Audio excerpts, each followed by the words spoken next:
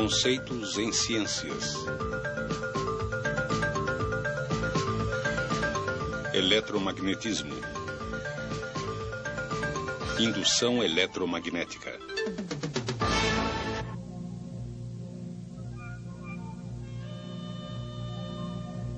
Eletricidade é algo que achamos natural. Todos sabemos o que fazer com ela. Ligar isto, aquilo. Somos muito bons nisto. É necessária uma falta de energia para percebermos como ficamos desamparados sem ela. Os princípios básicos que levaram ao desenvolvimento de geradores elétricos começaram com a descoberta por Hans Christian Ørsted em 1819 de que resulta um campo magnético sempre que existe um movimento de cargas através de um condutor. 10 anos mais tarde, em 1830, a possibilidade de um campo magnético poder gerar uma corrente em um condutor se tornou realidade. Trabalhando independentemente, o físico americano Joseph Henry e o cientista inglês Michael Faraday fizeram experiências similares e chegaram às mesmas conclusões.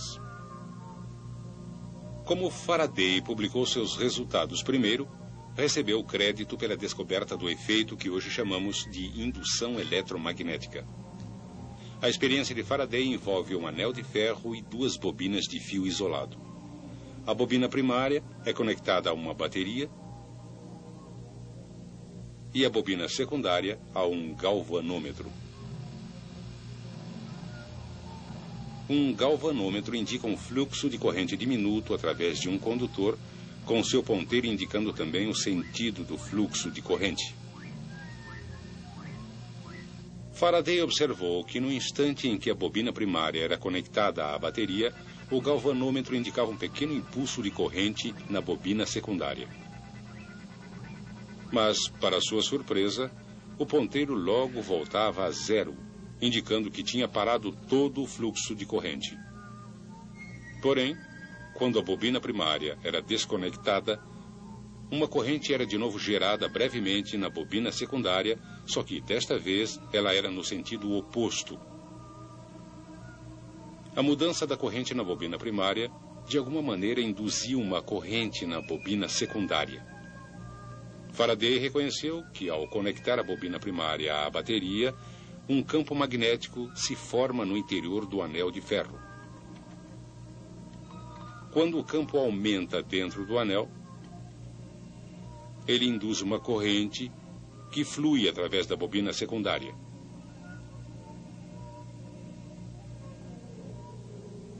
Depois que o campo no anel chega à sua intensidade máxima, não existe mais alteração no interior da bobina secundária.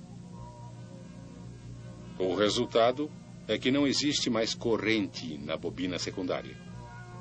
Quando desconectamos a bobina primária,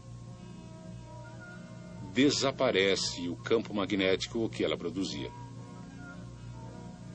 Quando o campo no anel desaparece, ele novamente induz uma corrente na bobina secundária, agora no sentido oposto.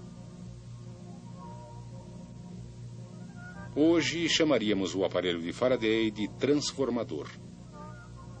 Continuando suas experiências, ele verificou que chegava aos mesmos resultados usando um ímã em forma de barra em vez da bobina primária e do aparelho de anel. Podemos indicar uma das conclusões mais importantes das experiências de Faraday da seguinte maneira: enquanto o campo magnético do interior da bobina estiver variando, será induzida uma corrente nessa bobina. Em 1832, este princípio foi usado pelo francês Hippolyte Pixii para desenvolver o primeiro gerador elétrico. Embora fosse claro que a corrente induzida fluía em sentidos diferentes, dependendo de o campo magnético estar crescendo ou diminuindo, o mistério era por que isso acontecia. 2 anos mais tarde, o físico alemão Heinrich Lenz deu a resposta. Ele percebeu que a corrente induzida gerava seu próprio campo magnético. Ainda mais importante, Lenz descobriu que o campo magnético induzido é sempre oposto à variação do campo magnético externo que o causou em primeiro lugar. Um polo sul na extremidade próxima da bobina é induzido quando o polo sul do ímã, em forma de barras, se aproxima da bobina, opondo-se ao movimento desse ímã à frente.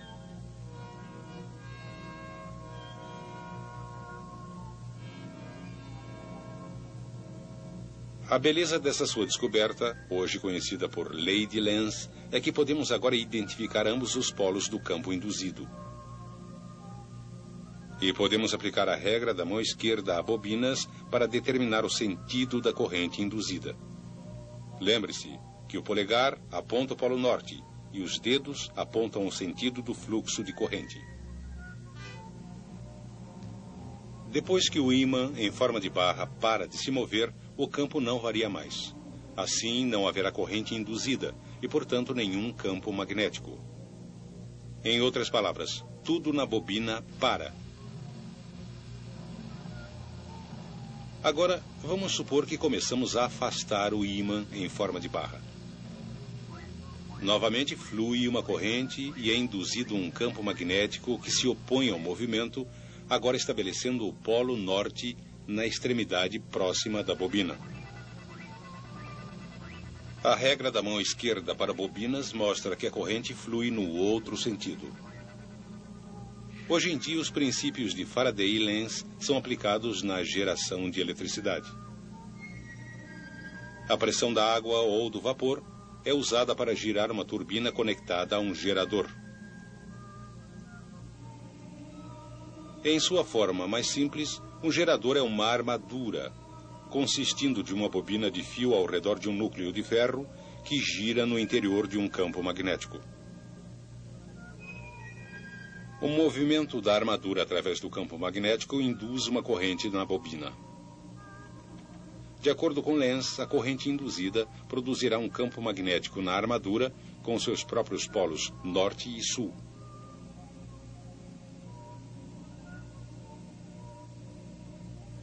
Este campo exercerá oposição ao movimento da armadura através do campo magnético externo.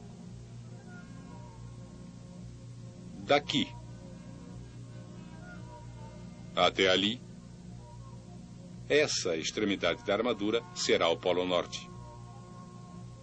Assim, no topo, quando a armadura gira, essa atração se opõe ao movimento, afastando-se do polo sul, e essa repulsão se opõe ao movimento, aproximando-se do polo norte. Quando a armadura gira passando pelos polos externos, a corrente induzida e o campo magnético se invertem, opondo-se ao movimento através da segunda metade da rotação.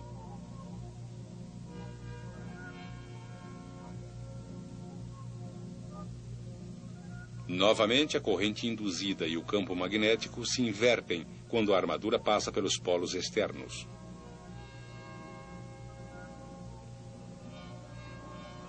Como o sentido da corrente se inverte a cada meia rotação, o movimento de cargas resultante é chamado de corrente alternada. E o princípio da indução eletromagnética é usado nos enormes geradores elétricos que fornecem a corrente alternada de que tanto precisamos.